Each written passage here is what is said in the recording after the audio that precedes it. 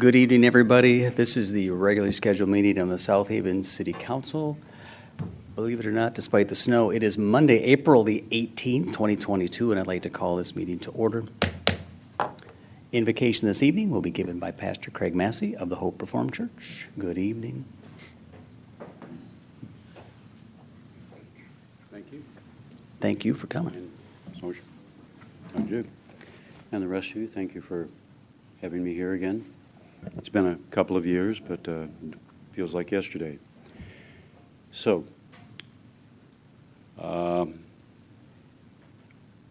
those of us over at Hope are grateful for the support received by the city and, of course, all of the citizens that have been helpful, again, here in helping us with our outreach measures. And I'm also glad to see that you're going to honor one of our colleagues back here, too, and he's well-deserved. So with that, I'd like to offer you a verse from Psalm 121, upon which I meditate frequently when there are troubling times, and we do have those, it seems, all the time, but perhaps especially now on a world level.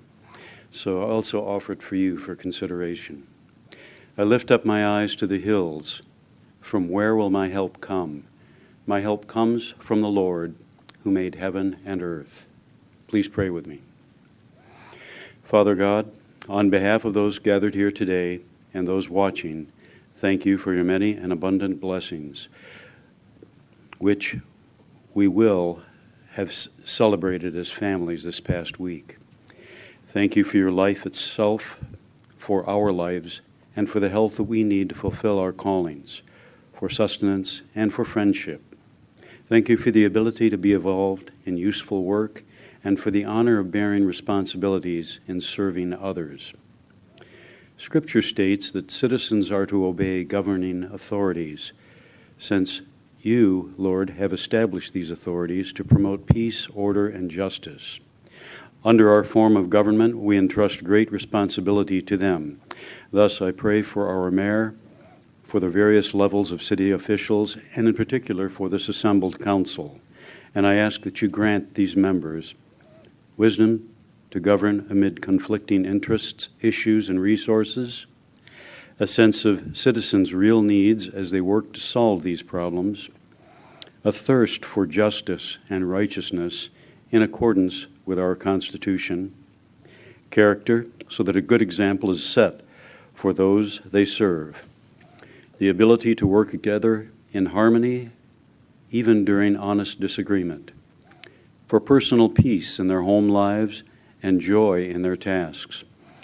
I pray that the agenda set before these men and women today will please you and will benefit those who live and work in and around our city. Additionally, Lord, I ask that you again to bless those who honorably serve South Haven's people, also to reveal the necessary knowledge to this body to work towards solutions to the considerable problems it faces. It is in the name of Jesus that I pray this. Amen. Amen. Amen. All of you. Thank you again for coming. Thank you. Thank you. Now, if you're able, if you join me in the Pledge of Allegiance.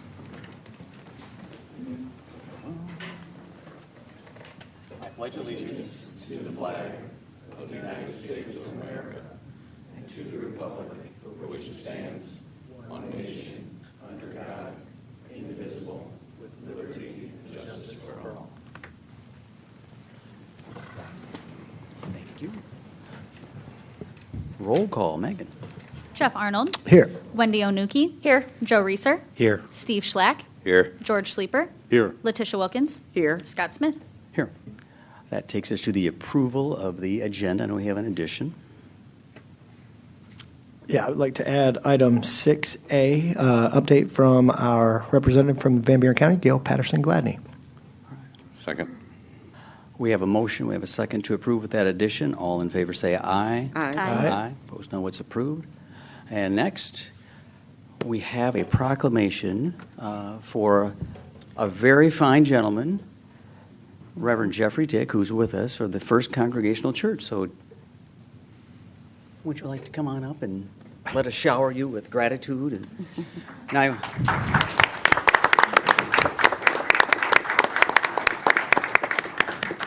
And I have to just start out, say I've gotten to have extra time with Jeffrey because of our work with Boy Scout Troop 188.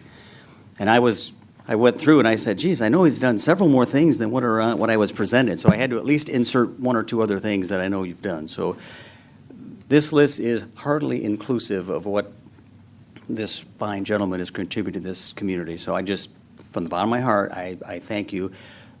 Both, I have twin boys, so just say congratulations as well. Well done. So saw them both this weekend. They were excited you were going to be getting this. So I will scroll down. I'm going to take part of it. All right. So good evening, and thank you again. We'll do this and then get some words from you. So a proclamation for Reverend Jeffrey Dick. Whereas it was recently announced that Reverend Jeffrey Dick will be retiring from the active ministry at First Congregational Church after many years as its longtime pastor, and whereas Reverend Dick has been instrumental in the local food pantry and Thursday night suppers, and whereas Reverend Dick was an active participant in the United Church of Christ activities, including serving on boards such as the Board of Centered on Wellness, the Juvenile Restorative Justice Board, and the Diversity Coalition Committee, and Whereas Reverend Dick shared his dramatic talent with our town players, appeared in 2 mystery dinner theater performances at the church, recently took an active role in the promoting area model trains event, and whereas Reverend Dick will be moving to Wyoming, Michigan in early May to be closer to their children, I'm assuming that's him and his family. Sorry. you good? Apparently I missed the section. You had a line differently. Let me start again. Whereas, in addition to his ministry, Reverend Dick works closely with the South Haven Area Ministers Association, the SHAMA, and provided leadership to community service groups such as the Boy Scouts and the Kiwanis. And whereas Reverend Dick shared his dramatic talent with our town players, appeared in 2 mystery dinner theater performances at church, recently took an active role in promoting area model train events, and whereas Reverend Dick and his family will be moving to Wyoming, Michigan in early May to be closer to their children. Now, therefore, let it be resolved that the City of South Haven wishes to recognize Reverend Jeffrey Dick and express appreciation for his 3 decades of service to the community. Your contributions to the community have helped to make it a better place to live, work, and play. Signed, Mayor Scott Smith, presented on the 18th day of April, 2022.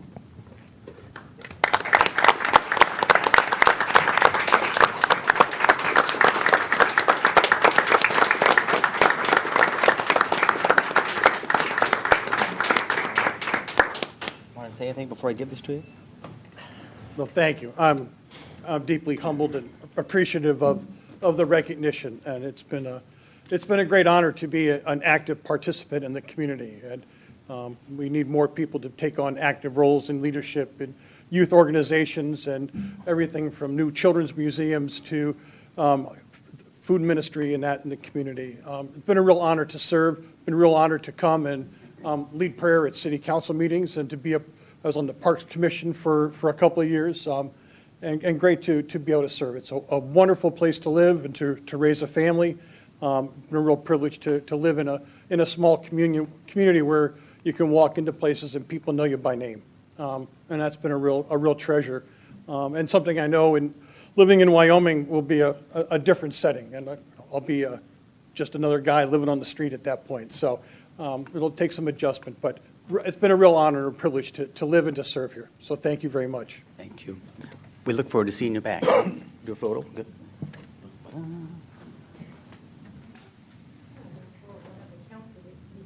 Oh, my goodness.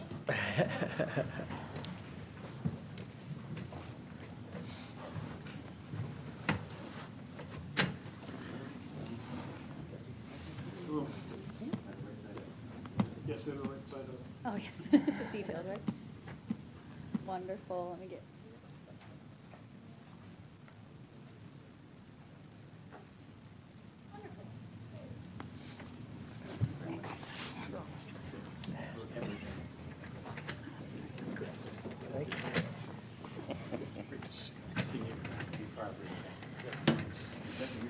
Feel free to sneak out.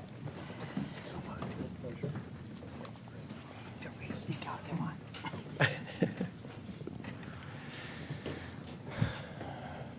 All right. The very definition of hands-on. Many a Boy Scout camp out, you name it, Jeffrey was there. So, all right. Now we have, let's see, 6A, which is an update from our County Commissioner, Ms. Gail Patterson-Gladney. And good evening, Gail. Good evening. Did you bring this weather with you? No, I didn't. But I do want to let you know about the Southwest Michigan Land Conservancy, and hopefully the weather will be better by Thursday because there is a social hike called Fleeting Beauty, and it's going to be at the Black River Preserve. I sent the information to your city manager. It has to do with the people getting together, getting outside, walking, hopefully it won't be this cold, and enjoying the preserves. If you haven't been to the Black River Preserve, this is a good chance to go and to meet the public and get to talk to them. Springtime woodland flowers take advantage of the sun's warmth to flower and set seed, and quickly before the leaf canopy shades them out. And if the timing is right, you will be able to see bloodroot, spring beauties, trout, lilies, and more at the Black River Preserves. And I think this is a great opportunity if you can go. I don't know if your city manager has a Van Buren County resource guide. Do you have those? Okay, I can bring you more too, if you like. Yes. The county, as I had said earlier in different meetings, has set aside $7 million for broadband to help with the broadband project. We had a mapping project, and that's done by DCS Technology. And they're going to be studying the situation on a parcel level. So if you see people coming by your home, wandering around, that's because they're looking to see what kind of technology that you may have at your house. And by July of this year, they're going to have a final report. So we'll be able to let you know more about that. The Board of Commissioners has decided to streamline their committees and meeting structures, and so all the BOC Board of Commissioner meetings will now start at 1 o'clock, with the Committee of the Whole meeting being immediately after that. And the meetings are the second and fourth Tuesdays of every month, and please come out to the meetings. I want to commend your city manager and Bill Hunter for coming out to the meetings and especially talking to the board about the needs with the Shara and the line replacement, lead line replacement needs. And because they were persistent, they were able to get that grant, which it was a 4-3 vote. And I think by them coming out and presenting their case, that's helped South Haven and the surrounding communities that are part of the South Haven Area Water and Sewer Authority. We had the sale of the Matawan property, formerly occupied by Van Buren Cass District Health Department, and that was approved for over $589,000. We are looking at a long-term strategic facilities plan, and so we purchased 2 properties on Kalamazoo Street in Pawpaw, and that has been approved. And that is all I have for you today. Do you have any questions? Yes. One question. On the broadband, clearly, if this gets implemented, it'll help people who don't have broadband right now, don't have internet now. For all the people that have it now, will it get faster? Will it be improved? They are looking at the underserved and those who are not served at all. So we're looking at the whole picture. So it's both. Yes. And we are hoping that we will be getting more funding from the state because $7 million seems to go so quickly. And there's a lot of need, and we have had so many requests, as I think you might have seen in the Tribune a couple weeks ago. The need is great for broadband, so. Okay. Thanks. Any other questions? Doesn't look like. Thanks, Gail. Appreciate it. Thanks for coming. Thank you for your time. Appreciate it. That takes us to the consent agenda, items A through F. Make a motion to approve consent agenda items A through F. Second. Motion and a second. Are there any questions, discussion? None. This is a roll call, please. Arnold, Yes. Onuki, Yes. Reeser, Yes. Schlack, Yes. Sleeper, Yes. Wilkins, Yes. Smith. Yes, which takes us to new business. City Council will be asked to receive an update from the South Haven Housing Commission Executive Director, Mr. John Gill. And good evening, John. It's been a while, so good evening.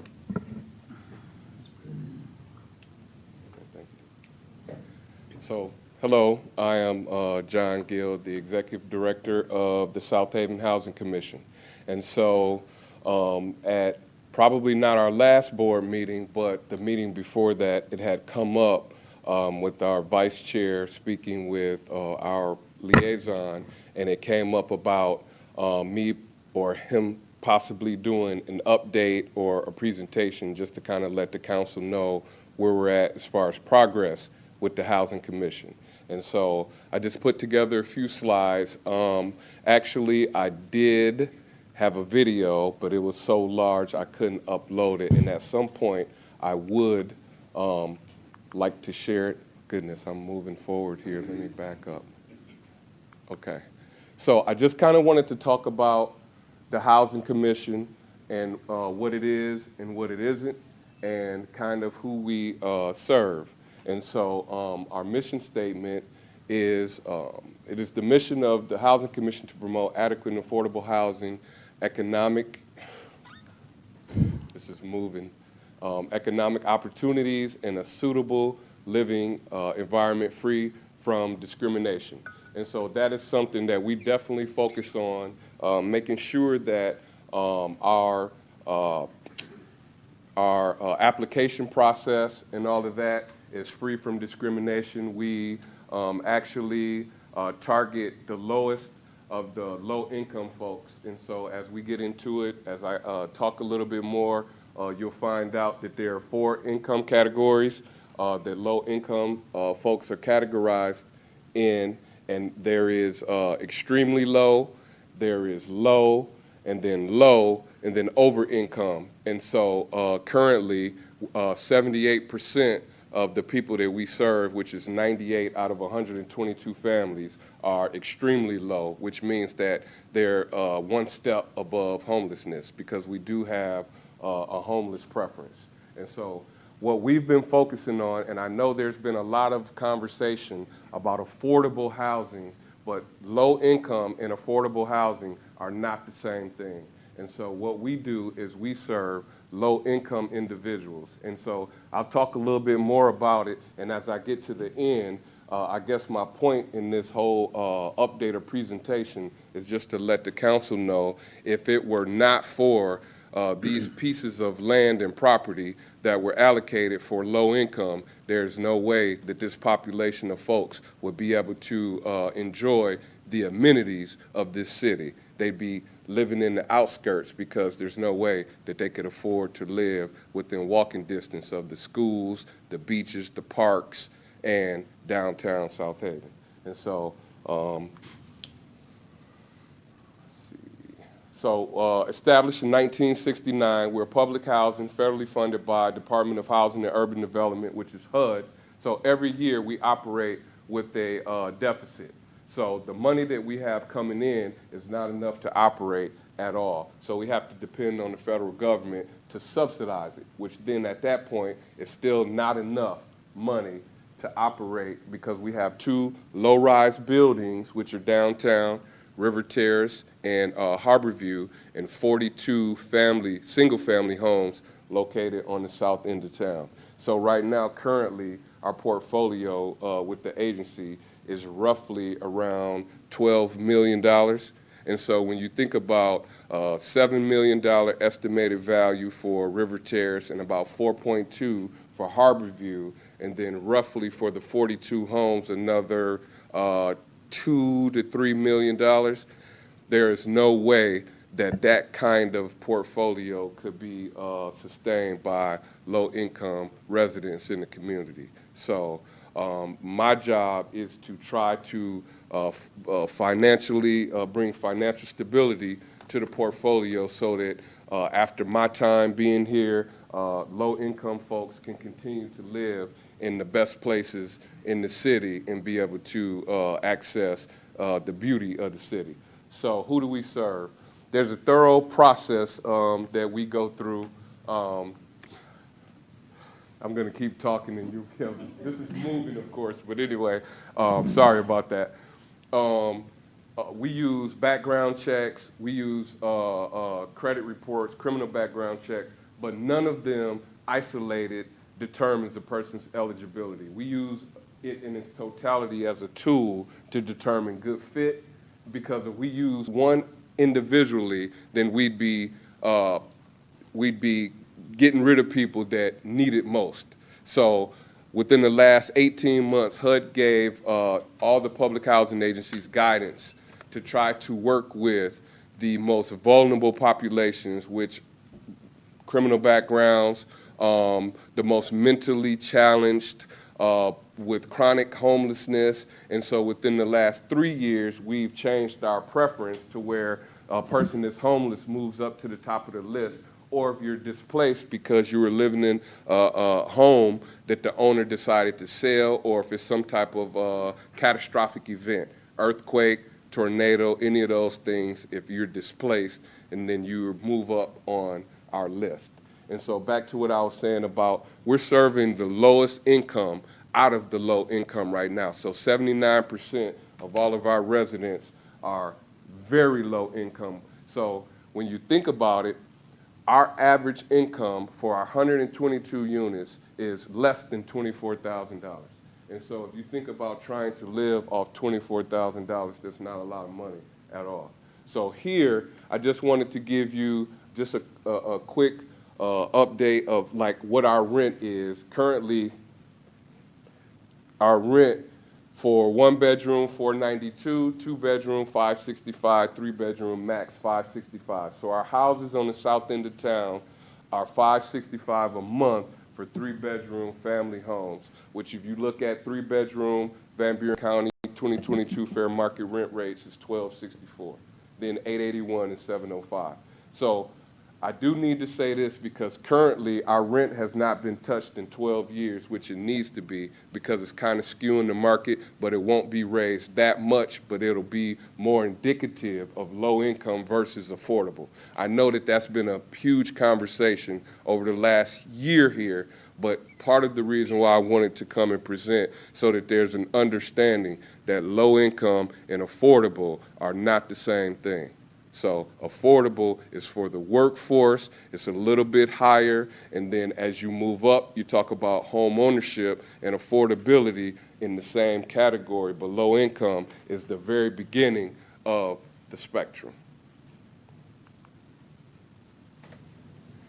So some of the projects since 2018, family home roofing projects. So we did 42 brand new roofs for 42 homes, 287.5.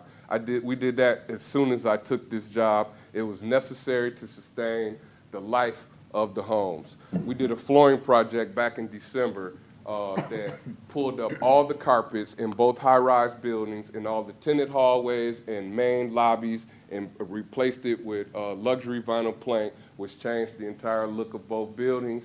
And it took a lot of the old smell out. It just gave it a more modern, updated look. Building refurb projects. We've painted lobbies of both buildings, updated new ceiling tiles. The buildings look fantastic, River Terrace and Harborview. 50-year-old buildings, and we're trying to get them to where they're looking like modernized buildings. The other thing was we did LED lighting in both buildings. So I updated all LED lights in the parking lots. of both buildings for the safety. It looks like it's daytime at night outside of both buildings. It's very safe. The tenants feel a lot safer. And so another thing that we've been doing here is security. So we have cameras now in both buildings, every hallway, every entry and exit door, and in the parking lots. And so before I got there were no cameras. Now we've got 25 cameras surveilling both of the buildings. Also, we got the buildings wired as well because the buildings were old. They had to cut through 3 feet of concrete. Now it's Wi-Fi enabled. So all the tenants have free Wi-Fi. So all 80 tenants, 49 in River Terrace and 31 in Harborview, have free Wi-Fi, which they can stream cable, internet, and all of that, basically for no cost to them. New exterior doors for all the building as well. That's a safety issue. They were rotted out when I got there, so we took on that project to make sure that those folks were safe. The biggest thing that we've been doing, which I'm the most proud of, and I've invited some of the council members and some community members to come take a look. And the most recent one that we've done, the city manager came and saw. We're rehabbing all 42 homes. Currently, we're through 15 of them. So we're spending about $20,000 in material, which we know building materials are through the roof right now, and our labor is about the same. So we're investing that in each one of the homes that we're repossessing after tenants move out. And so currently, like I said, we're about 15 through, and they look phenomenal. And so I had a video, like I said, it was too large to upload. I wish I would have got a chance to show it, but those 50-year-old homes, after we're finished, they look like a new home. New carpet, new flooring, paint, new appliances, new hot water heaters, new flooring in the bathroom, new vanity, toilet, everything. And the reason why we're doing it and we take such pride in this work specifically, and I say it, and I would not. I had the staff come to the most recent one that Ms. Hosier was at, and then my brother came and visited, and he had expressed to the staff that we lived in the house right behind the one that we were working on. So my family is a product of public housing. And so that is not anything that I will ever be ashamed of. For me to take this role, I am proud of it, and we give our all to make sure that not only the buildings that the seniors live in and people with disabilities, but the young families and the family homes down there are being invested in, and there's pride being put in the work that's being done in those homes. So I know I've been talking a lot, and I'm about done, but the last thing that I definitely wanted to reiterate was the beauty of South Haven and how we're committed to the betterment of the residents of the community. And our goal is to provide stable housing to low-income families and seniors that would not otherwise be able to live within walking distance of Lake Michigan. They would not. There's no way. And so this beautiful city that attracts all these people here every year that come from everywhere, it would be a shame that if the people that were here, that grew up here, that don't have a lot for the sake of, for whatever reason, whether it's because of decision-making or circumstances, it's not our place to judge. But for whatever reason, there's a lot of people here that can't afford to engage in these amenities. And so what South Haven Housing Commission is trying to do is to try to give them opportunity that otherwise would not exist for a population of people that would not be able to have it. So thank you for your time. I know that was a lot. You're good. You're Thank good. you. You're always good.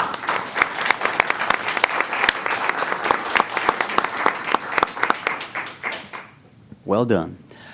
All right, next we're going to be asked to take some action regarding Van Buren County Senior Services. First, Ms. Diane Ragosi is going to present some information on senior services. She's the Van Buren County Senior Services Executive Director. So good evening, Diane.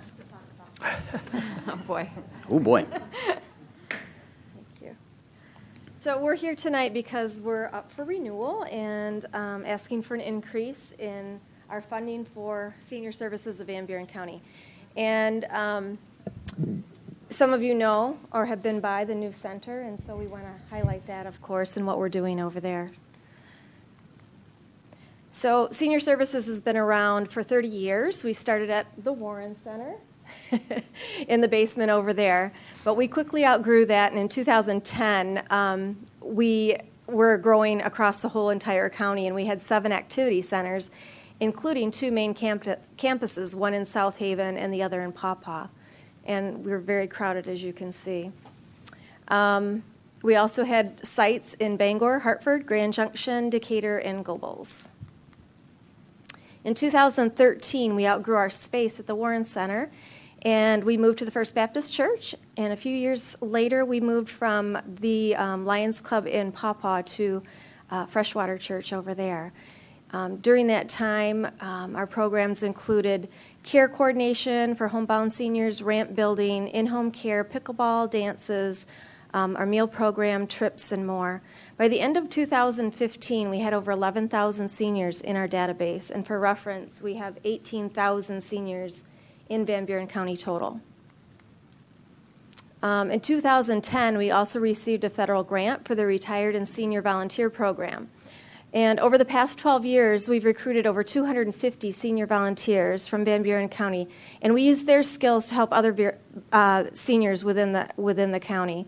So our volunteers provide medical transportation, food trucks, commodity distribution, handicap ramps, minor home repair, free tax preparation, MAP counseling, educational programming, lending closet repairs, senior center assistance, exercise instruction, partner agency helpers, and senior-to-senior assistance. We also have support groups and other educational programs. In 2018, an opportunity presented itself, and the Merck family graciously donated $2.1 million towards our new senior center, which is the Old Village Market. It had been built only 15 years prior, so it was a fairly new building. The purchase price for us was $400,000, and the appraised value was $2.5 million. So the board made the decision to purchase that and make that the home base for our entire county. We formed a building committee that had staff, board members, seniors, and township officials that designed the whole inside of the building. We also thought we wanted that building to be kind of a one-stop shop for our seniors so that they don't have to venture out a lot, drive too far for some of their needs. So we have More Pharmacy stayed on with us, and they signed a 10-year lease with us, so they'll be around for a while. We also created a salon on the other end, and both of these 2 businesses will be paying rent to us, which help cover the cost of all of our utilities. The Senior Center opened on February 28th, and these are just a few pictures. We have pickleball courts, we have a walking trail, we have a beautiful mural right here you'll see. And the mural was designed by Kayla Wazinski, and every area that funded us was given the opportunity to decide how they wanted to be represented on this mural. And I think it came out beautifully. It's huge. It's 12 by 24 foot. So just a little bit about the numbers for what our building costs. The mortgage was $400,000. The renovation budget was $2.7 million.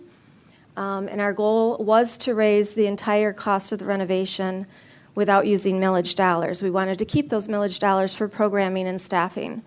The building appraised when we acquired it at $2.5 million. We went through that already.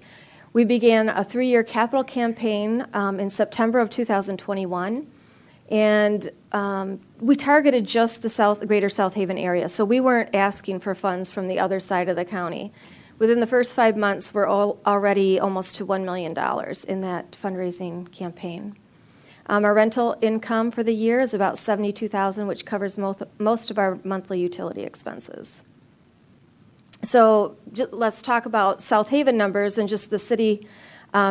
So total unduplicated seniors that attend our activities, and this, you got to remember, was during the COVID period, so that would be a lot higher, but our activity center was closed for a little bit of time during that, and so there were 770 unduplicated seniors that attended activities for a total hours of 41,887.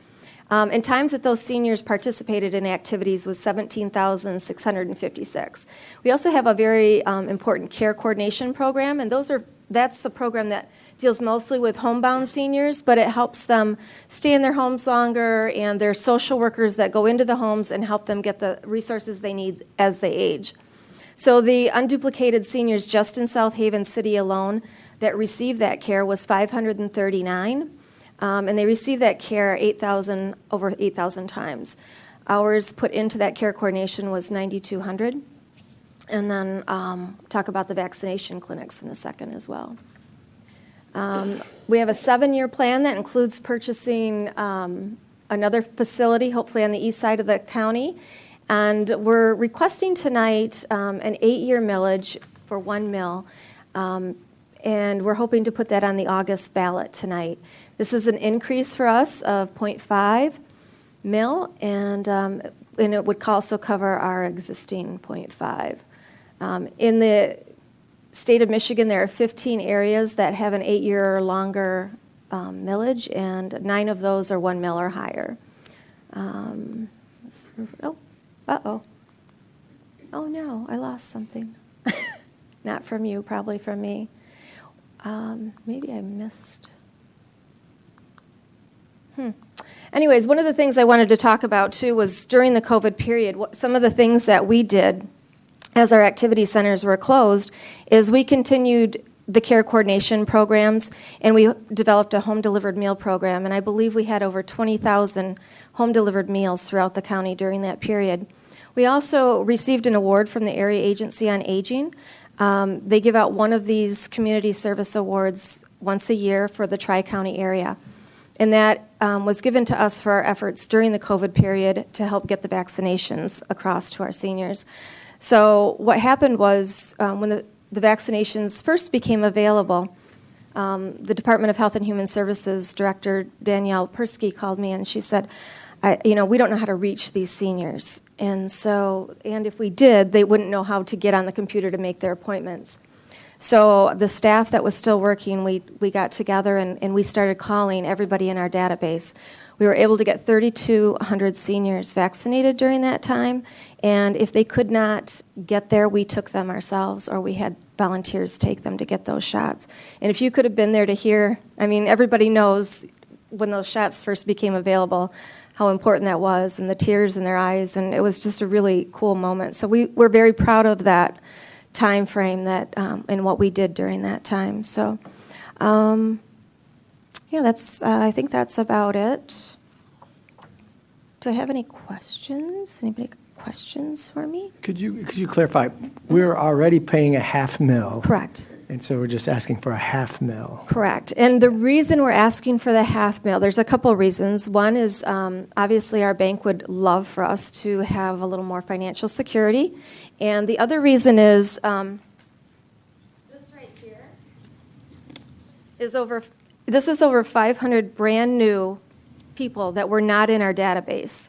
So of the 11,000, this has just come in the last month in our center. So this is the growth we've had in 1 month at our new center, and that's just in the city of South Haven.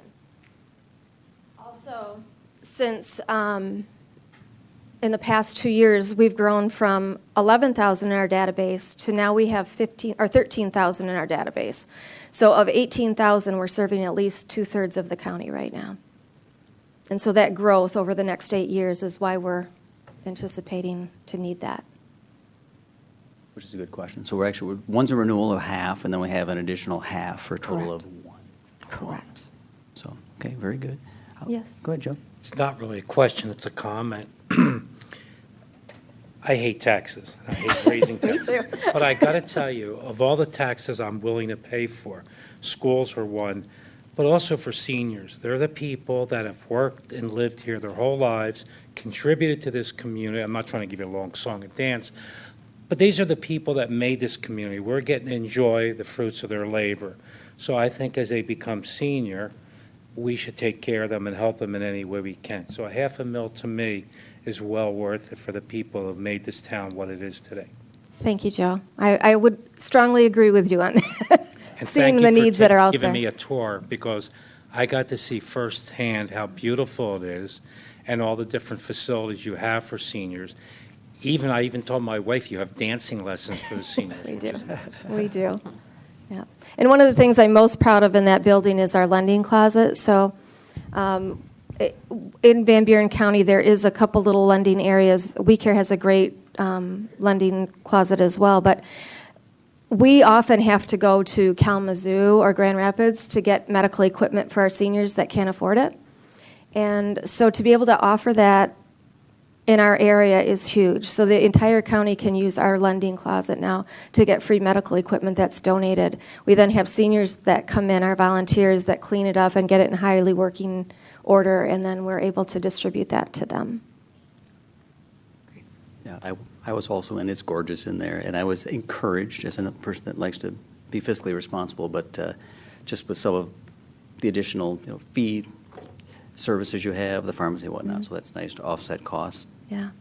Tell us about what additional things you're allowed to do now in this space, because I know you can obviously expand certain services, just briefly, a couple things you're able to do. So one of the neat things that we can do with this facility now is not just serve our seniors in Van Buren County or in the city and township of South Haven, but we can offer the building nights and weekends for the community.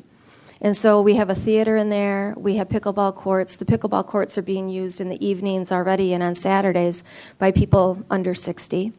And so, we can rent those for minimal amounts so that the community can use that building as well. Very good.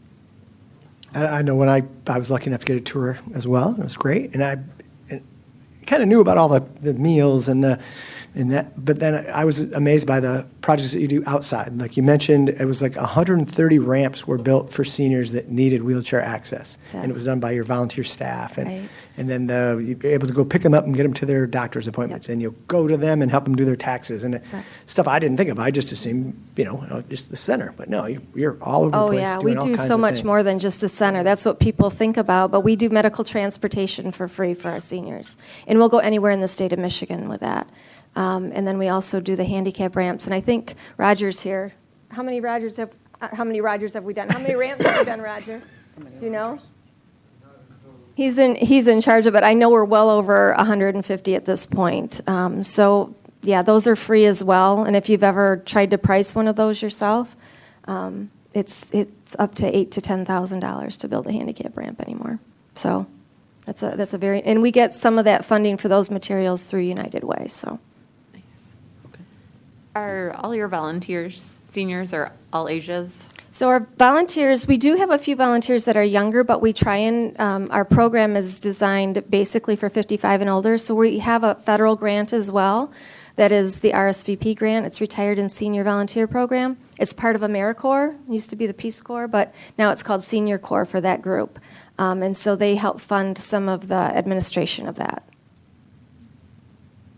I just wanted to say thank you for everything that you do. Thank you, Wendy. It's really important work, Thank and I you. appreciate it. Thank you. Very important. Anybody else on this one? All right. Well, Thank don't go you too far. very much. We'll get the next couple taken care of. Okay. All right, so next, we'll be asked to consider a motion to approve Resolution 2022-10, which is a resolution authorizing the ballot proposal from Senior Services, which reauthorizes the existing millage. I'll make a motion to approve Resolution 2022-10, a resolution authorizing the ballot proposal for senior services, which reauthorizes their existing millage. Second. Motion second. Kate, I think we've talked about it, just this renews the point. Yep, this Five, renews guess the two, it'll be a renewal of the .5 millage that expired at the end of last year, so we're still in that tax year collecting, so this would be a renewal for up to 8 years, or 8 years on this point. Okay. Are there any public questions or comments on this first part?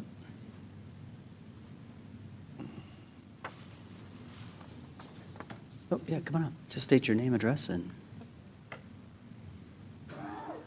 Mary Hasley, 726 North Shore Drive. I also applaud all the work that Senior Services has done.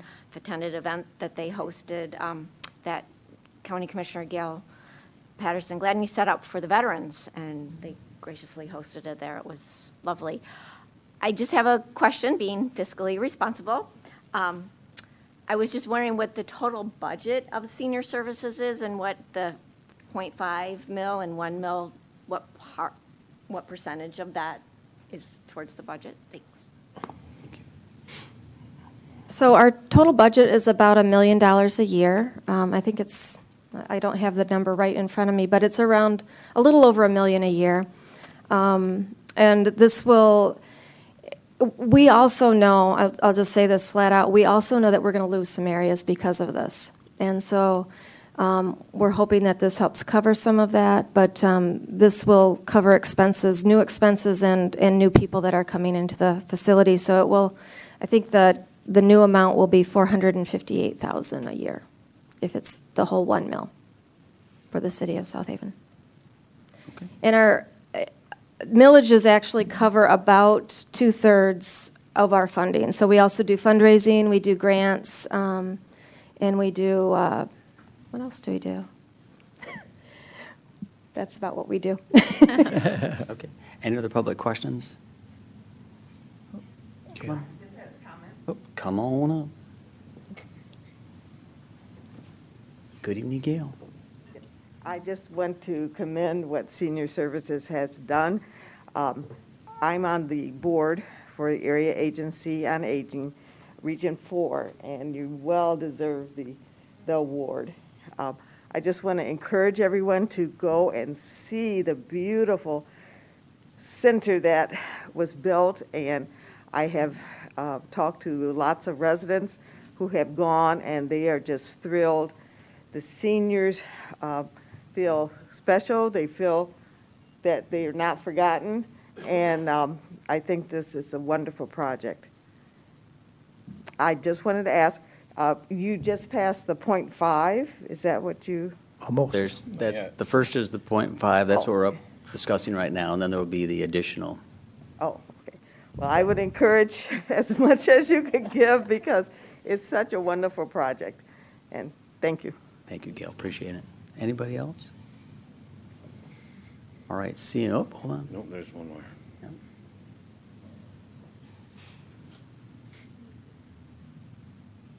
Hi, my name is Paul Curie. I'm not a resident of South Haven. I am in the township. I have been a lifelong member of this community, raised my family, so on and so forth. I would like to thank Mr. Smith for taking time out of his busy schedule last week to talk to me and help me out. I think your task, which we just performed in the South Haven Township, is very simple, just giving the people the right to vote how they want to spend their money. Very simple. Thank you. Anybody else? Seeing none, we've got a motion, we've got a second. All in favor, say aye. Aye. Opposed, no. And next, we'll be asked to consider a motion to approve Resolution 2021-11, which is a resolution authorizing the ballot proposal from Senior Services, which seeks an additional millage request. I make a motion to approve Resolution 2022-11, a resolution authorizing the ballot proposal for senior services which seeks an additional millage. Second. I'll second it. Motion and a second. So again, this is the 0.5 additional to take you to 1 total. Anything else? Anything else? No, this is, again, just putting this on the ballot for the voters to decide. Okay. Public questions on the second part? Council questions on the second part? We've got a motion, we've got a second. All those in favor say aye. Aye. Opposed, no. It's approved. Well done. And next, we've got to consider a motion to approve a senior services appropriation contract. I make a motion to approve the senior services appropriation contract. Second. We've got a motion, we've got a second. Kate? Yep, this is an appropriation contract that just says that as we collect these tax dollars, if approved by the voting public, that this is the way that we will use them, and then there's advised out in the recitals as to what those funds can be used for. Very good, thank you. Public questions on that? Council questions on that? No. All right, we've got a motion, a second, to approve the appropriation contract. All those in favor say aye. Aye. Opposed, no. It's approved. Next, City Council will be asked to consider the following special event applications. First, Special Event 2022-09, Reading Names Memorial Day 2022, to be held May the 29th, 2022, on City Hall front lawn, starting at 12 p.m. Make a motion to approve special event 2022-09, reading of names on Memorial Day, to be held May 29th. Second. All right, we've got the motion, we've got the second. Kate, same as before. Yes, this will be on Memorial Day observance. This will be reading of the names of the fallen of U.S. forces in Afghanistan. And Pastor Craig Massey, who gave our invocation today, will be one of the people who have been organizing this event. This has been a great event that we have out front here in front of City Hall with a number of dignitaries. So always a worthwhile event to honor those fallen. Okay, very good. Any public questions on this event? All right, council questions? Nothing. We've got a motion, we've got a second. All those in favor say aye. Aye. Opposed, no. It's approved. Next, we have special event 2022-10, which is Light Up the Lake Fireworks 2022, to be held on Sunday, July the 3rd, 2022, starting at 10:30 p.m. from the North Pier. I make a motion to approve special event 2022-10, Light Up the Lake Fireworks 2022, to be held July 3rd, 2022, starting at 10:30 p.m. from the North Pier. Second. All right, we've got a motion, we've got a second. So I guess I take the first part. So after a 2-year hiatus, we had a high water crisis, we had a little thing called COVID. We are going to bring back fireworks. So we've, in the past, it's been a variety of different fundraising sources, but ultimately it's up to myself. I recruited Kathy Wagaman from the Visitors Bureau. Or Chamber, sorry, and Jen from the Visitors Bureau. They're helping me out as well, so we're going to try to raise somewhere between $30,000 and $40,000. What used to be a $20,000 fireworks show this year is closer to $30,000 to $40,000. So that's what's before us tonight. So, and I guess the other good news is St. Joe, New Buffalo are also having theirs on the same night. So we've already started working out the logistics with Melrose Pyrotechnical as far as actually arranging the show itself. So that's the good news. It's, and again, it's on the 3rd, because really this is for, the locals. And a lot of us have to work, so we don't always get the day after the 4th of July off, right? So most of us have to work. So we try to get them on the 3rd. Most of us have the 4th off.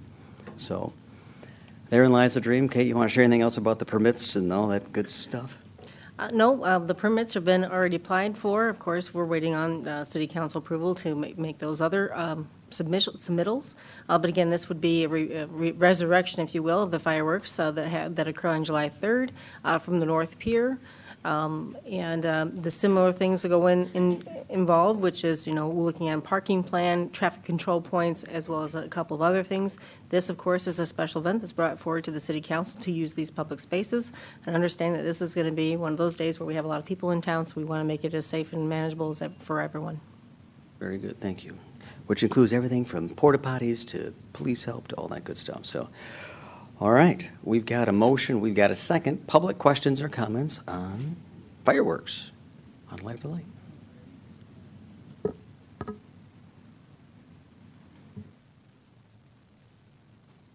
Mary Hasley, 726 North Shore Drive. I raised this with regard to the New Year's Eve fireworks, and the response was very beneficial, but I just am inclined. Environmental aspect, North Pier into the lake, how much debris is going to be in the lake, what's disintegratable, what plastic will be polluted into the lake from this. I hope this is all being taken into consideration with the arsenals that are being used for everybody's enjoyment, because the wildlife suffer. Thank you. Good question. Very good. Thank you. Anybody else? All right. Council questions, comments? Nothing? I was kind of curious about that too. Environmental impact. Any thought? I mean, obviously we can. I don't have anything in front of me, but I can actually reach out to Melrose Pyrotechnical. Now, we are not the only city that on Lake Michigan that has been doing this, so I believe that they should have some information. I'd be happy to share with you about that. Okay, that'd be awesome. Mm-hmm. Thank you. Okay. Any others? Nothing. I'm just glad they're going to be back, so nice to have them back. We've got a motion and a second to approve special event 2022-10. All those in favor say aye. Aye. Opposed, no. It is approved. Next, City Council will be asked to approve or consider the approval of the purchase of equipment required to build the new 12th Avenue substation from ELUS CSI Utility Sales, Virginia Transformer, and PowerLink Electric Sales in the amount of $1,230,881 and authorizing staff to execute the necessary documents. I'll make a motion to approve the purchase as read by the mayor. Second. We've got a motion, we've got a second. And Bill, you have such expensive toys. Thank you, Your Honor, City Council. Typical with electric projects, the city has always purchased the equipment ahead of time. Typically, we do it actually in-house. We have a purchase agent that goes through, and we have a contract. This is somewhat different.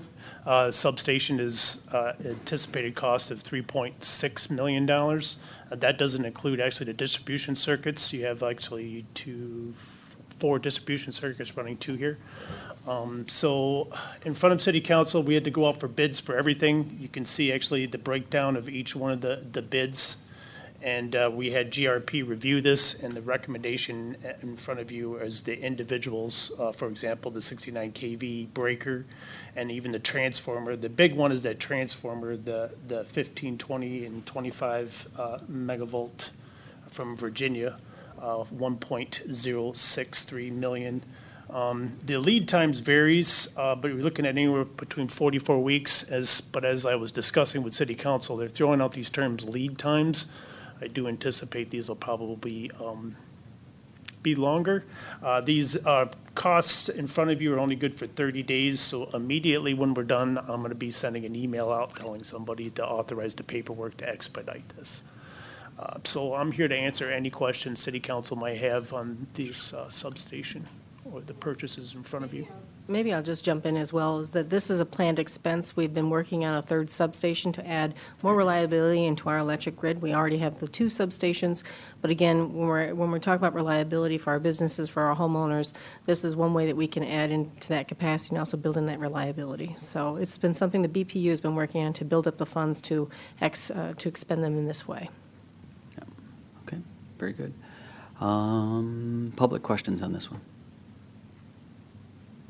Nothing. Council questions on this one? We've talked about it before. Okay. We've got a motion. We've got a second. All those in favor say aye. Aye. Opposed, no. It's approved. Thank you, Bill. And next, we're going to get an update from our police chief, Miss Natalie Thompson.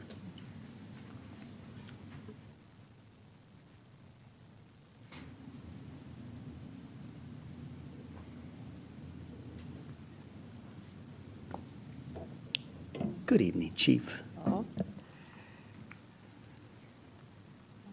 I wanted to start tonight with an update about something that the police department has been doing. We partnered with MSP. I think I provided a flyer in your packet for Purses with a Purpose. The South Haven Police Department has been designated as a donation collection site for the gathering of purses or bags filled with comfort items to benefit women who are survivors of domestic violence and sexual assault. April is Sexual Assault Awareness Month, and this Purses with a Purpose initiative was developed by MSP in 2019 to support survivors. These donations are distributed to different shelters and to different support agencies throughout Kalamazoo, Allegan, Van Buren counties to survivors. Suggested comfort items are toiletries, hand sanitizer, face coverings, socks, candy, any similar items that can fit in a purse or a small bag. We have a collection bin at our police department. It's open 24/7, and we are actually extending this until mid-May. MSP was a little bit late in getting the flyer and the bin to us, so we're going to extend this into about the second week of May. So I've got a few flyers I've been just starting to distribute. So if you have any items, they're put to very good use. Next, I have a case update. This is one of our cases from last January. The police department responded to an incident in which a female walking her dog through a parking lot was intentionally run over by a man in an SUV. She and her dog sustained injuries, but luckily have survived. The work that the officers from the department conducted on this case were exemplary. We even received a very nice complimentary email from the prosecutor. It was a difficult case as it was mostly circumstantial, meaning there were no eyewitnesses, and our victim was in the hospital for quite a long period of time before we could interview her. We're fortunate to have highly trained crime scene technicians who gathered DNA evidence that ended up linking the suspect to the scene. It was this DNA evidence, in addition to many hours of looking at different surveillance videos, interviewing possible witnesses, and tracking down the suspect vehicle that led to the identification of the suspect and driver and ultimately his arrest. So 2 weeks ago, the suspect was finally tried and found guilty on all charges, including assault with intent to commit murder, assault with a dangerous weapon, and reckless driving. So right now he is pending sentencing, and I believe that will occur sometime near the end of the month. He had an extensive criminal history, so safe to say he'll be locked up for a while. So again, the officers were a small department, but we have many officers who have specialties, and we are quite often to be able to handle even significant cases on our own. So they all did a very good job. And last, I have an update from Van Buren County Specialty Courts. So at our last chiefs meeting, the chiefs collectively requested just maybe an update from these courts that were designed kind of instead of incarceration. They have a special screening process primarily for nonviolent offenders, typically a first offense. It's to educate and maybe help someone with their issue instead of putting them in jail. So we're getting monthly updates now, which I find very, very helpful. I share them with the officers, so I thought I would start sharing them with you. Van Buren County has a drug treatment court and a sobriety court. So both of these, again, are created that allow alternatives to incarceration for certain individuals who meet requirements. Not everybody is a candidate. So this is just for very specific people who the court system thinks may benefit. The recidivism rate for those participating in the sobriety court was 0%. That means that 0% of the participants in this program had a new conviction within 3 years. So granted, it's a fairly new system, so it'll be interesting to see, if this rate continues. So far after 3 years, they've got their first set of stats. That's phenomenal.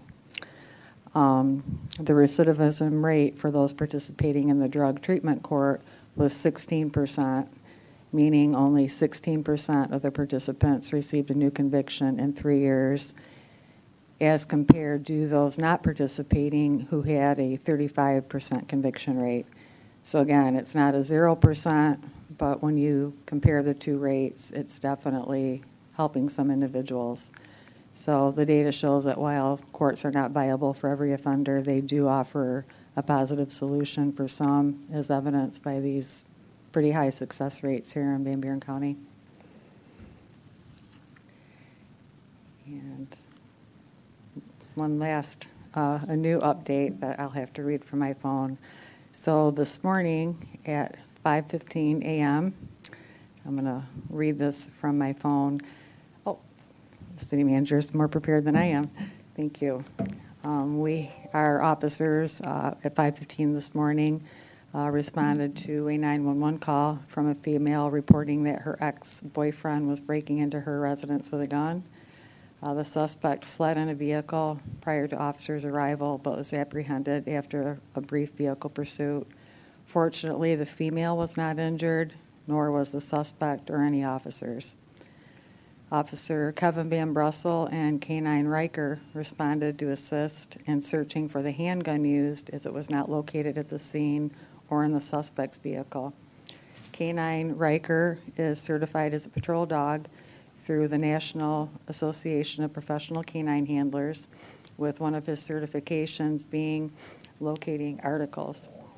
Canine Riker searched an approximate 2-mile area from the scene, kind of along the route where the suspect had fled, and located the handgun used in this incident. It was a 9mm semi-automatic pistol with a round chambered, meaning it was loaded, it was ready to be fired, and a full magazine lying in the ditch after the suspect threw it from his vehicle during the pursuit. So the recovery of this gun is not only significant from an evidentiary standpoint, but also from a safety standpoint for the community. So the suspect, who I understand will be arraigned tomorrow morning, was a 36-year-old male from South Bend, Indiana, lengthy criminal history, so he's being held right now on armed home invasion, first degree, and also assault with a dangerous weapon. So, and I included this in your packet. So this is a nice picture of Officer Van Brussel and Canine Riker. And then the bottom, of course, that's after we secured it, but that is the handgun. So great job, and, you know, we had a busy weekend. Nights are busy, but, you know, it can happen anytime. This call came in at 5:15 this morning. So the officers, again, it was great teamwork. They did a really good job. No one got hurt. Thank goodness. So that's always a good thing. Please thank all the officers involved, Yeah. as always, for keeping us safe. And that's, the dogs continue to prove their worth. I mean, I'm amazed. I mean, I hear this, I have other stories from search and rescue.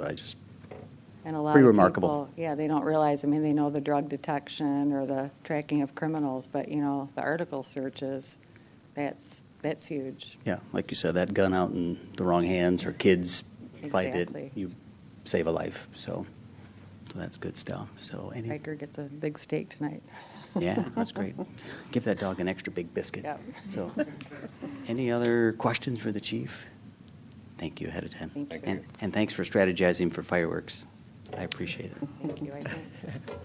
All right, we are now at that time in the meeting when citizens in the audience will be heard on items not on the agenda. If there's something you'd like to speak to, come on up, state your name, state your address. You'll have up to 5 minutes. Good evening, Mr. Mayor and council. Good evening. Tonight, I am here. Name and address. 559 Walt Placati, 559 Monroe Boulevard. Thank you. Good evening. I'm sorry. Are you good? I'm here tonight in lieu of my favorite wife, who was in turn speaking in lieu of Steve Hamlin, our next door neighbor. He's got a heart condition and could not attend tonight. So he'd like to thank council for responding to his letter and the other letters that were written. He'd like to thank you for setting up a special meeting, and I believe there will be public input before that meeting at some point. That's correct. And basically just wanted to say thank you. Personally, I'd like to know why this isn't a ZBA issue, but that's just me. 77 Clinton, why isn't that going to the zoning board of appeals? Thank you. Thank you. Appreciate it. My answer or no? If you want to. Yeah. Wait, oh, come on up. Oh, we have two. Sorry. To you next. Good evening. Dave Tuttle, 116 Clinton. I'd like to speak to the same issue here, 77 Clinton. And my question regarding this is the organization should have some due process. And there's lots of rules and regulations that protect all of us as citizens and members of the community. My understanding is that there is now a building in addition that's been put in place here, and there hasn't been a due process, so that there are a lot of people in the audience 2 weeks ago and then again tonight that would have had an opportunity to express their frustration or voice their opinions of support at a zoning board under a variance. I'm not sure why, as Walt was just saying, this hasn't gone as a variance to the zoning board.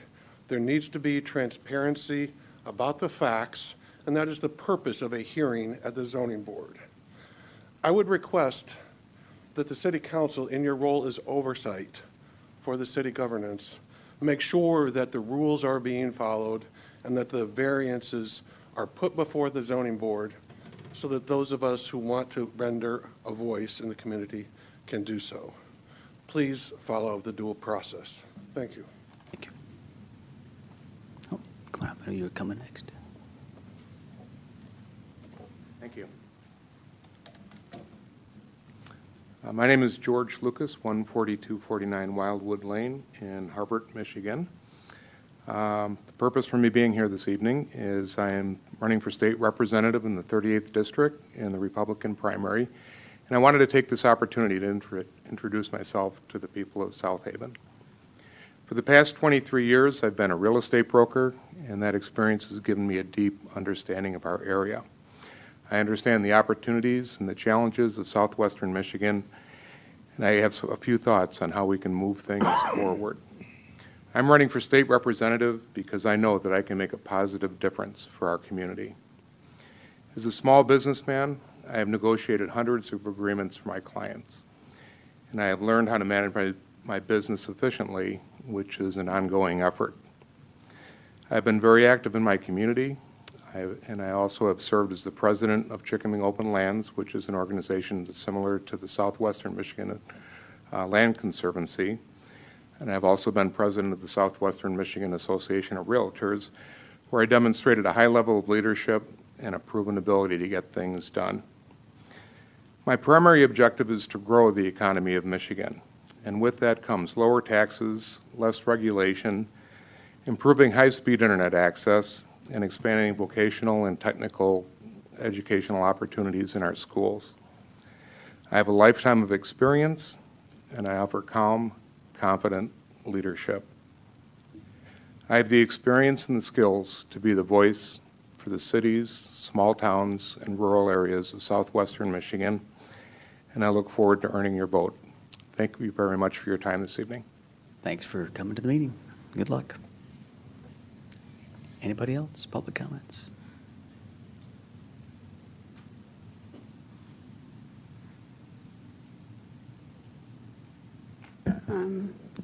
Pat Gaston, 97 Superior Street.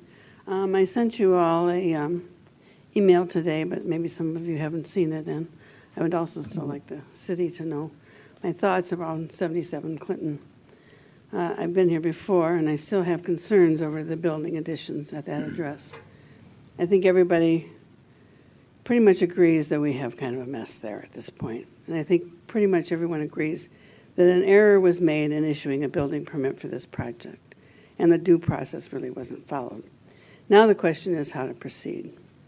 I know that when I was growing up and made a mistake, it wasn't the end of the world, but I did have to make it right. When I was raising children, I taught them mistakes can be made, but then we need to correct them and move on. That's what we have here.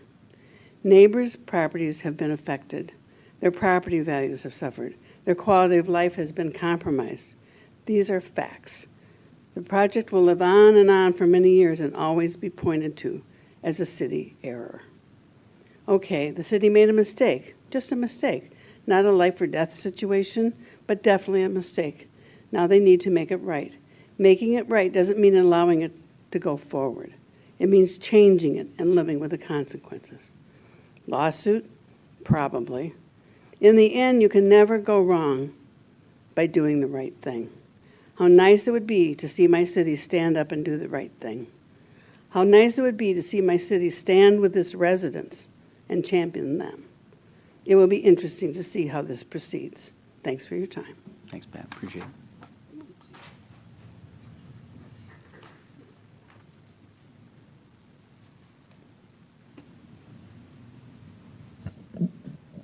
Hello, it's me again.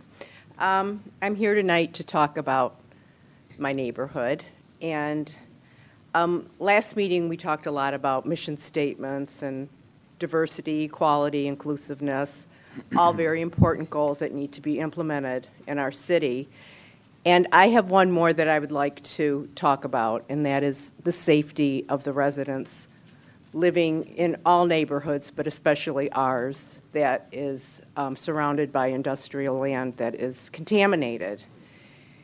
And I've had a few back and forths with Griffin this week regarding Trailside. And I would just like to reiterate what environmental due care is.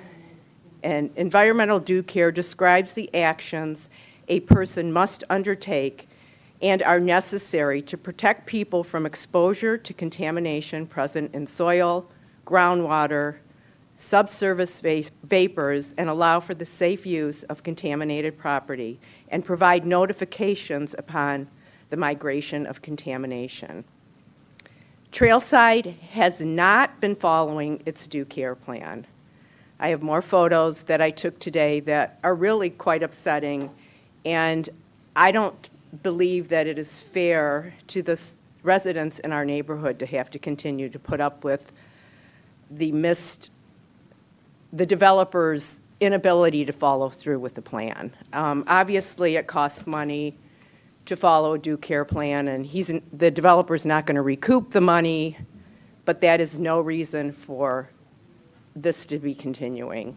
I have photos which I will give to Kay again that I took today, and the soil that I keep showing you that was supposedly covered is uncovered again. There are 2 more piles of soil that I found walking on the trail that have never been covered, that need to be covered. And there is a chain, a singular chain held by a lock to protect this area from people trespassing. There's no trespassing sign. It's just a single chain locked onto the post of a fence. This is not adequate for our neighborhood. And I am worried that children can get into these piles of dirt. It's a mound of dirt that's inviting to children. That dirt has arsenic and lead in it. And I just don't understand. I know the process is Eagle. The developer is the one who's responsible. But if the developer is not taking responsibility, what can you do?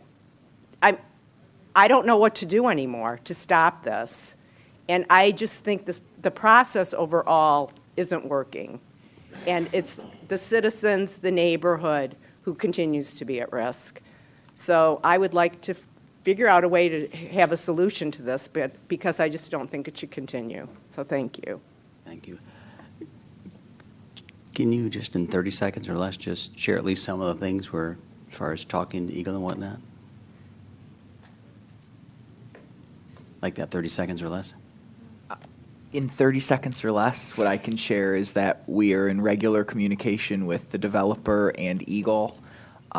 We are working with the developer to submit weekly inspection reports of the site, which is above and beyond the requirements currently in place on that property because of the additional concerns that have been voiced over the last year. In addition to that, we're working with our environmental consultant on what options we have for projects moving forward to implement additional oversight opportunities for the city if city council should so choose. And in addition to that, we're attempting to schedule some kind of follow-up for the public because this is a project that's going to continue for many years. There's many more phases of work scheduled for that site.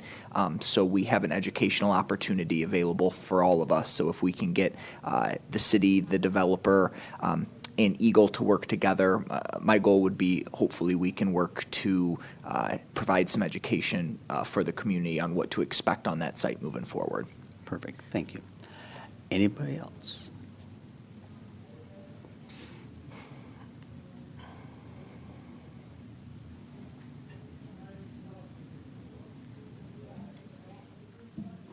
Hi, I'm Elaine Herbert. I live at 404 North Shore Drive. Thank you very much for, at the last meeting, especially you, Mr. Reeser, and you, Wendy, for saving our parks and our beaches from the risk of commercial leases. I want to ask who the voice at City Hall is for the concerns of voting year-round residents. It should be you. You are our city board of directors. And it should be you, Kate, our city manager, and Graham, our assistant city manager. And at the core of everything that is considered, it should be, what is in it, your decisions for the lives and the homes and the neighborhoods and the businesses in the city of South Haven, for the residents who live here. We are the owners and the constituents. How do residents want to live and enjoy our life in this community? How do we want our town and our assets, the appeal, the beauty, how do we want it utilized, valued, and protected? How do residents want to create the best product and brand for our customers, the tourists, primarily? What is optimum for and desired by the residents is the vision that should matter to the board of directors and the hired help. I understand consumer demand. Who doesn't want a piece of us? Tourists are going to buy whatever we're selling, but we should decide what our brand is. We should decide, not the consumer, because I want it. They want it. This is city planning. It's our marketing plan, and it should be what residents want. And I understand commercial business and entrepreneurship. Who doesn't want the easiest, cheapest, most unregulated way to profit in South Haven? It's a feeding frenzy because I want it. They want it. It doesn't mean we have to say yes to it all the time. We don't owe city time attention or reserved public beach space to barefoot weddings of Spring Lake, Michigan, or tented picnic planners of Benton Harbor. Over-tourism and exploitation of our resources and peace doesn't matter to outside profiteers. They don't care a lick about our town. You are hired and elected to care and protect the people who live here and the brand that keeps us beautiful and desirable, to protect our city and to enforce our zoning, the rules about being here. At the nexus of consumer demand and commercial exploitation, especially when the money for exploiting our assets goes elsewhere most of the time, must be the fundamental question: what's in it for this city itself and for the people who own and maintain and live in this city? We have a vision, a master plan. I wonder if the Parks Committee looked at the master plan for parks and beaches before they decided to lease out spaces. We have a vision, a master plan, a code of ordinances, and we expect it to be referenced, understood, and enforced. We vote for you to speak for us. We hire you guys to work for us and speak for us. Your job is not to leap to meet every demand of consumers, tourism's visitors bureau, out-of-town builders, realtors, and now out-of-town mobile profiteers. Yeah. Stop and think in neon, what is the deal for residents? What is best for parks and beaches? What is best for neighborhoods and community? You must represent those of us who live and vote and have existing brick and mortar businesses and homes here. Everyone else can go vote and make the rules and hire spokesmen where they live. Stop working for them. Residents first. It's time to think of us first. Listen to us. Imagine for us. And please start doing for us. Thank you. Thank you. Anybody else?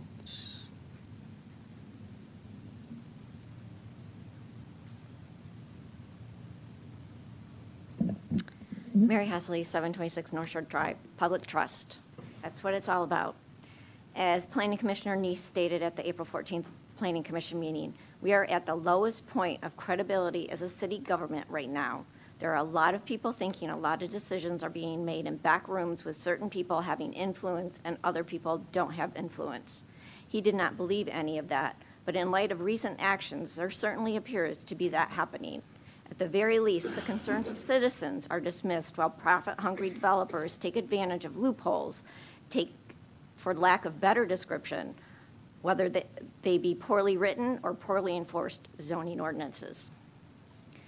As people have stated, look at what's happened at 77 Clinton. It's a disgrace. It's abominable. It's malfeasance. Unfortunately, that is not the only example. It goes back further to when Mayor Smith, you were just a city council person. And it continues to this date. There's 3 homes going up along Erie. 2 are partially constructed and appear to be turning Erie into a strip of mini hotels. I certainly hope the city and the police will strictly enforce violations of STR rules and our rules for peace and safety to protect our health and wellness. So let's go way back when Mayor Smith was just a city council and Maplegate PUD was approved, despite challenges by city residents. Barriers were required, barriers have been destroyed. Drainage was supposed to be proper, drainage dumps it into neighbors who now have to have sump pumps, who never had to have it before the PUD was approved. PUDs are not supposed to cause water to go onto adjoining property. That is a violation of the zoning ordinance. The city needs to ensure it is done right. When the exact words of the city council with the most recently approved PUD that provides government-funded units and a small portion of open units, the mayor said, we are going to do this right. Well, Mayor Smith, when is the city actually going to do it right for the citizens?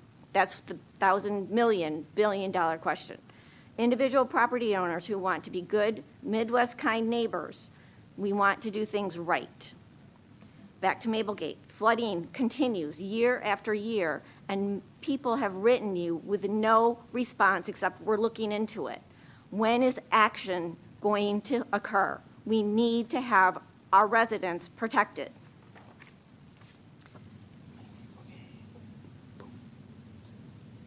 When will you go on record and say that after almost 15 years at Maplegate with flooding has caused to surrounding homes and the buffer that's supposed to protect the residents' homes from the PUD has been destroyed and damaged their property, will you actually do something other than saying we're looking into it? What I have personally witnessed at 77 Clinton and 300 Erie is disturbing. The pictures are distressing. What I witnessed happening along Trailside, which Ms. Nat had mentioned, is disgusting. I had been trying to get the due care plan for over about a year. We finally got it from the city. In that time, a child had a lemonade stand right at the corner with uprooted, exposed dirt. How would you have felt if it was your child at that spot? Because no one could give you the due care plan, and there's lead and arsenic possibly in that soil. It's time the city council and city staff start enforcing the zoning ordinance as written, ensuring requirements are not ignored, but are completed with crossing Ts and dotting Is, like possibly even having wildly bright notices at places where zoning variances before the ZBA are to be heard, not dismissing them and having an agreement and a variance request withdrawn, but actually holding the meeting and making sure people have their right to talk. We have valid concerns. Our due process has been violated. We want to know when it's going to be handled the right way. We look forward to a truly transparent handling of these serious matters that erode public trust. Thanks for your comments. Anybody else?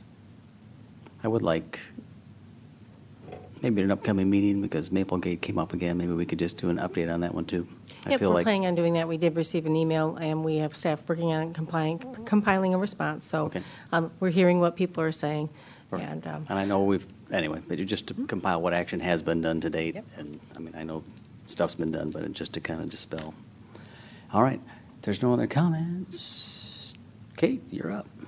Well, thank you, Mayor. I did want to kind of talk about a few items. I know that we went through our budget documents earlier today, so thank you, Council, for your patience with our CIP last Monday, as well as the budget today.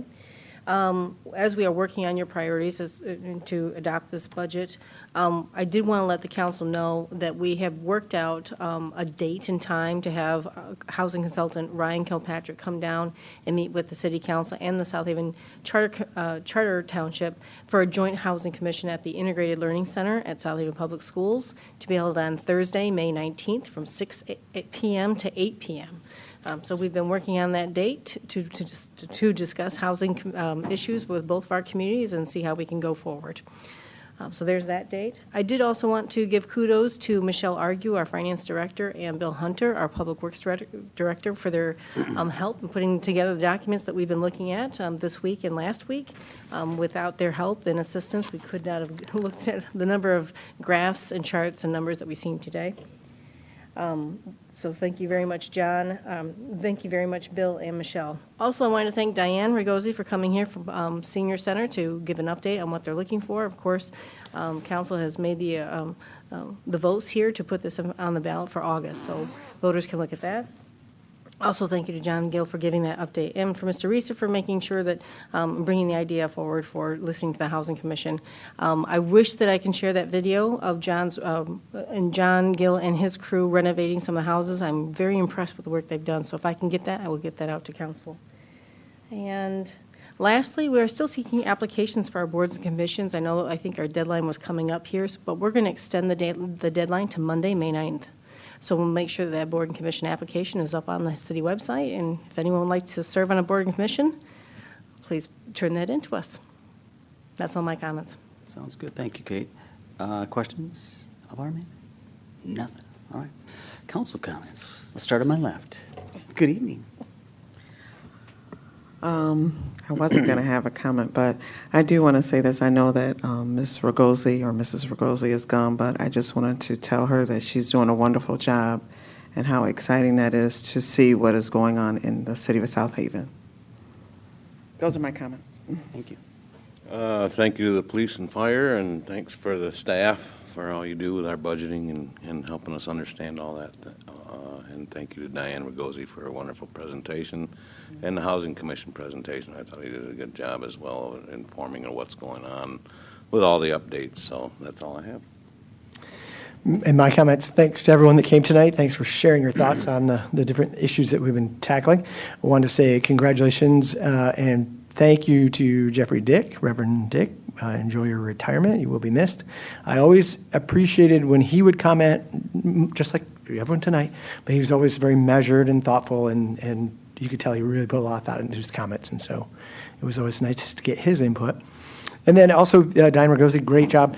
John Gill, we got to see his professional side tonight. I was serving on the Housing Commission when I wasn't on City Council when he first got that job back in 2018. And we had a meeting, and that's the first time I met him. And then the next month when I was there, he knew everybody in those buildings, and he had a rapport with everybody. He's so good at that job, and with those tenants, he just like, they were chiding each other like dear old friends, all the tenants and John, and so he just does a wonderful job.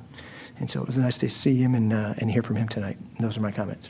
Great. Thank you. Come on down. I just wanted to thank everyone who presented and all of you for coming and speaking about the issues that are important to you. And I look forward to working on those issues and representing my constituents in Ward 2. So thank you all.